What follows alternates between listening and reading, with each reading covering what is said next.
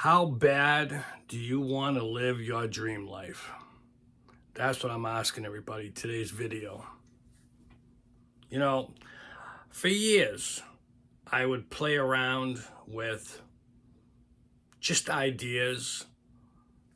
You learn a few things, you do things self sufficiency and saving money, saving a buck, scrimping, saving, little things, just being all out cheap. Maybe that's just me. I don't know. How you doing? I'm Phil. Uh, but how bad do you want to live your dream life? It really took my suspension on here to really shake things up and say, I'm going to do it as soon as I can. I marked on the calendar. Financially, I'm still working all that stuff out, and that's fine. But remember, everybody's retirement is different. Everybody's money situation is different. When you ask the average person how much you need for retirement, it depends. If you ask someone in Wellesley, Massachusetts, they're probably going to say, well, you need millions of dollars and my lifestyle's way up here and this and that. Then again, you might say someone in Waltham, Massachusetts that might need 50, 60, 70,000 a year. Who knows? But out here in the country, things are slower, things are easier, things are cheaper. It all depends on what you're looking for in your day-to-day life. Now, taking me, I want a house. Doesn't have to be a McMansion. I've lived in cookie cutter, let's call it, keep up with the Joneses. I grew up in Medford, Massachusetts, right near the Winchester line. I'll keep up with the Joneses. Everybody had, or I should say most people, had a Mercedes or some type of high-end car, or not all of them, but everybody showed each other that this is the way you should be living. Keep up with the Joneses. The latest, greatest. I had a guy across the street, always, good guy, but always, always, always. He would come out and show me, this is the latest Lexus or this and that. Do you like it, Phil? And I go, if I really wanted one, I'd get one. But I don't see the value.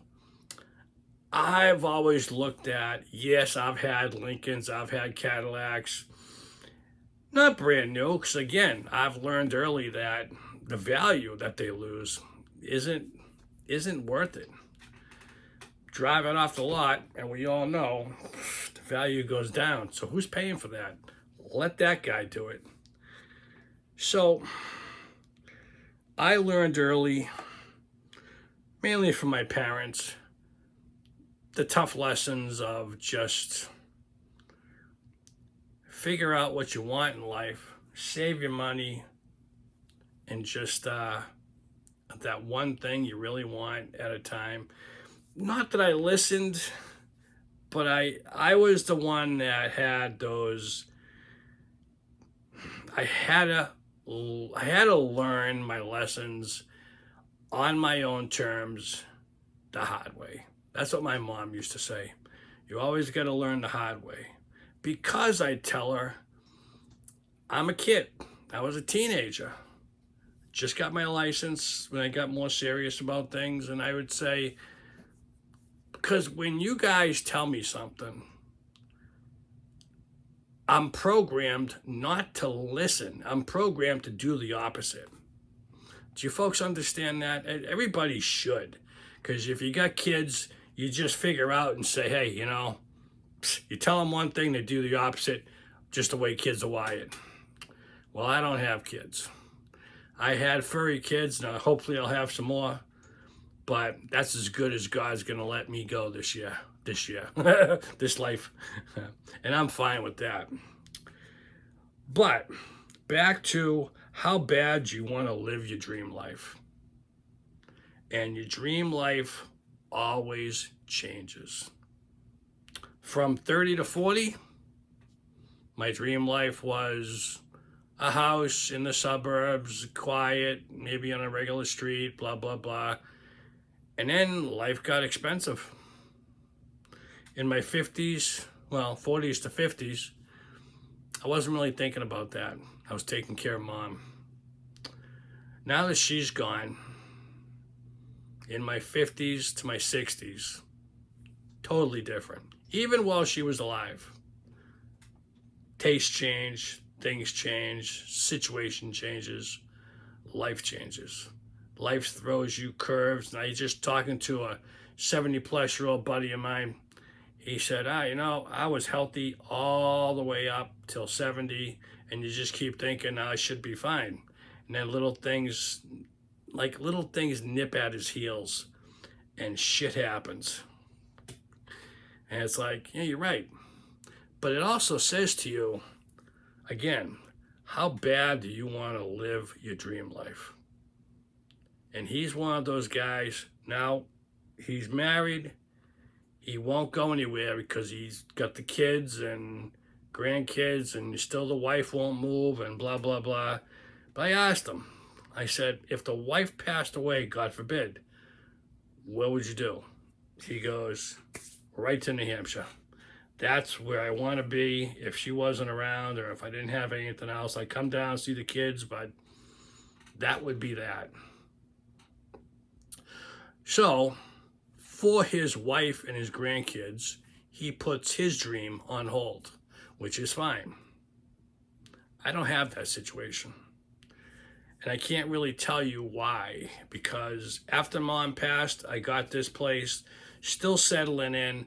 And maybe that was the excuse. Still settling in, adjusting to the place, but not really planning towards retirement until the suspension happened. And something about the suspension, I don't know what it was. It was just an eye-opening. There was nothing tragic happen. I still was working, and I had plenty of, I work in 2 jobs. This is all extra cake. Not that I make thousands, but still, it just made you look at things differently. And by all means, I'm not a financial advisor. I am that guy who, I'll put it this way, I am that friend that you can talk to at the other end of the retirement spectrum, saying, if you want to follow the gurus and make millions, that's not my life. Unless something great happens, awesome. But it doesn't mean you can't live your dream if it's not that. Basically, my perfect dream is I would like to rural, not full homestead. I'd like to take the homestead life. Maybe it's hobby farming. Maybe that's the term. Because I want a septic. I want to have electricity. But I want to be on the edge of society. I don't deal with society only through work. I don't deal with anything in town. I have nothing to do with it unless I'm forced to. It's, go to town, not meetings, but when I got to pay bills or something like that, I go in and see the town folk. Other than that, I just do my own thing. Day to day, month to month, year to year. That's just me, and there's probably thousands of you like that.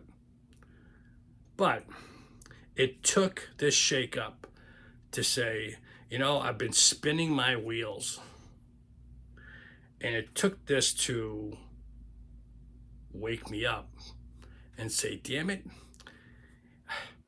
I am going to do that. I don't need a ton of money. As long as I can still work, you cut things down. What do I need? My house is paid for. I can take that money. I don't have kids to leave it to. I'll leave my nieces and nephews something. I don't have to leave them hundreds and thousands of dollars.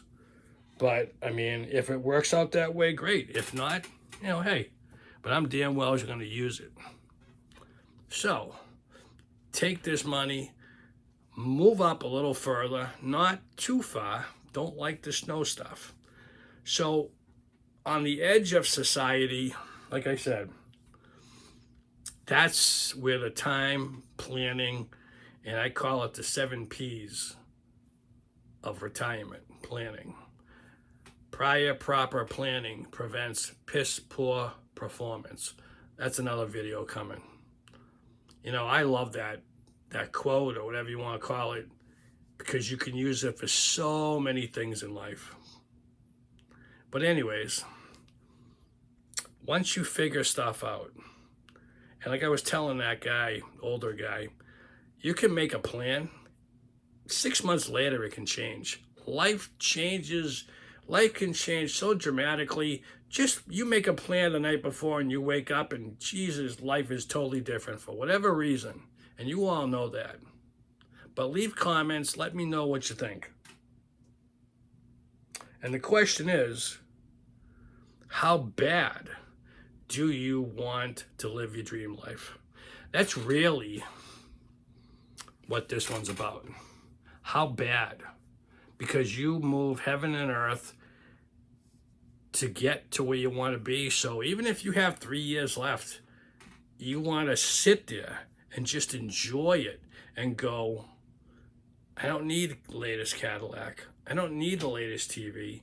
I don't need 20,000, 50,000 a month or whatever. You know, I got 10, 20,000 in the bank or more the better. Life works itself out. And that's what I have to figure out and everybody else has to figure out. But the crucial thing is jump and plan for your dream. Because, man, I've seen too many people pass away before they get to live their dream. And I've actually heard their dream. Not that it was spectacular, but it was their dream. And it's such a shame. And I tell people all the time, put everything in life in a perspective. Remember one thing, you make your bed, you make your decisions, you have to live with them, you got to deal with it. That's all there is to it. So get right with the Lord, get right with your money, plan things out. Like I got 3, 4, 5 years to plan. I got plenty of time to keep changing my mind. And I'm fine with that. But they're still heading towards one direction. It can vary, but as long as I'm still heading there.